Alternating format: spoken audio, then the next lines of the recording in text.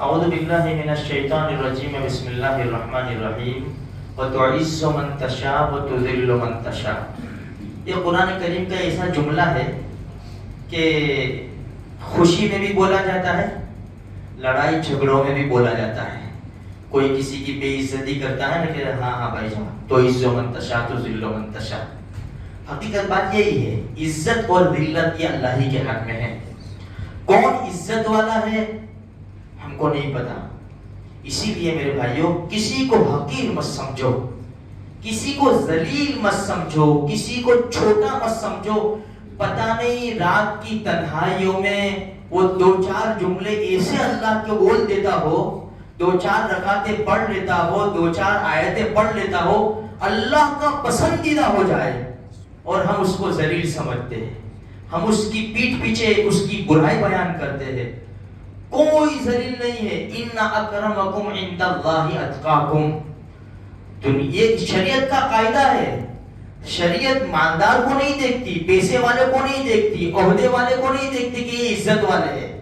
فرمایا عزت والے تو وہ ہے جو اللہ سے ڈرنے والے ہیں، تقوی اختیار کرنے والے ہیں. تو عزت اور ذلت یہ اللہ ہی کے ہاتھ میں ہے.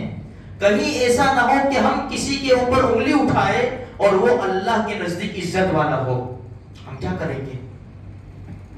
عبد الوہاب ابن عبد الحمید ثقفی رحمۃ اللہ علیہ فرماتے ہیں، میں نے ایک جنازہ دیکھا.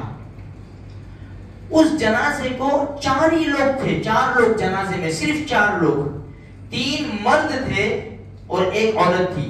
3 مردوں نے ایک پایا پکڑا ہوا تھا جنازے کا اور ایک عورت نے پایا پکڑا ہوا تھا. میں دیکھ کر حیران ہوا. میں جلدی سے آگے بڑھا اور عورت نے جو پایا پکڑا تھا میں نے پکڑ لیا، عورت کو الگ کر دیا. ہم قبرستان گئے، نماز جنازہ پڑھی، دفن کر دیا. میں نے عورت سے پوچھا کہ یہ کس کی میت ہے، کون ہے؟ اور میرا بیٹا تھا یہ. تو کیا تمہارے محلے کے اندر کوئی مرد نہیں ہے، چوتھا مرد نہیں تھا کہ یہ پایا پکڑ لیتا، تجھے پکڑنے کی ضرورت پڑی؟ فرمایا میرے محلے میں مرد تو بہت ہے لیکن میرے بیٹے کو ذلیل سمجھ کر کوئی جنازے میں نہیں آیا. عبد الوہاب فرماتے میں نے پوچھا کیوں لوگ ذلیل سمجھتے تھے اس کو؟ تو کہا کہ اس کی حرکتیں کچھ ہجڑے جیسی تھی، اس کے لیے لوگ اس کو ذلیل سمجھتے تھے اور اس کے جنازے میں کوئی نہیں آیا. عبد الوہاب فرماتے ہیں کہ میرے کو اس عورت کے اوپر رحم آ گیا. میں اپنے گھر لے گیا، کچھ کپڑے دیے، پیسے دیے، گیہوں دیے اور اس کو روانہ کیا.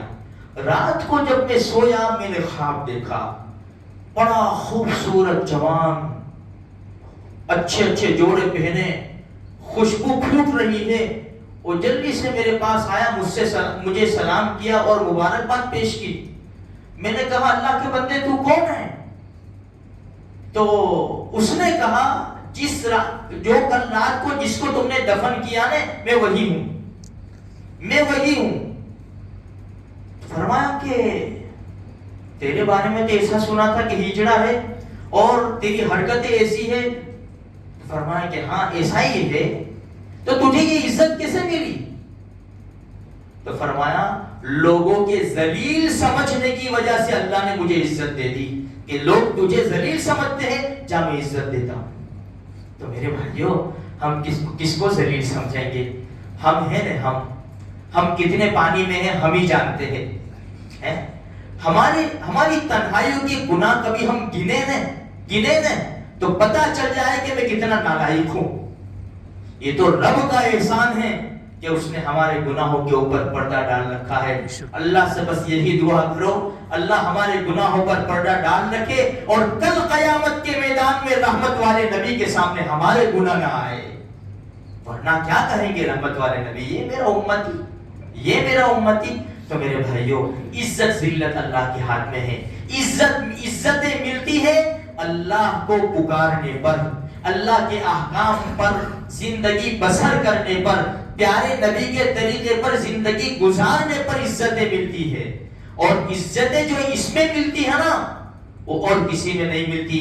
دنیا کے معاملے میں بھی عزتیں ملتی ہے لیکن وہ عزتوں کا کوئی بھروسہ نہیں. آج عزت دار ہے تو رات کو ذلیل ہو جائے گا، کل ذلیل ہو جائے گا. لیکن شریعت اللہ جسے عزت سے نوازے وہ دنیا میں بھی عزت دار ہے، آخرت میں بھی عزت دار ہے. تو عزتیں ملتی ہے اللہ کو یاد کرنے سے. اللہ تبارک و تعالیٰ مجھے بھی آپ کو بھی سارے مسلمانوں کو دنیا میں بھی عزت سے رکھے اور آخرت میں بھی اللہ پاک ہم کو عزت سے نوازے. آمین.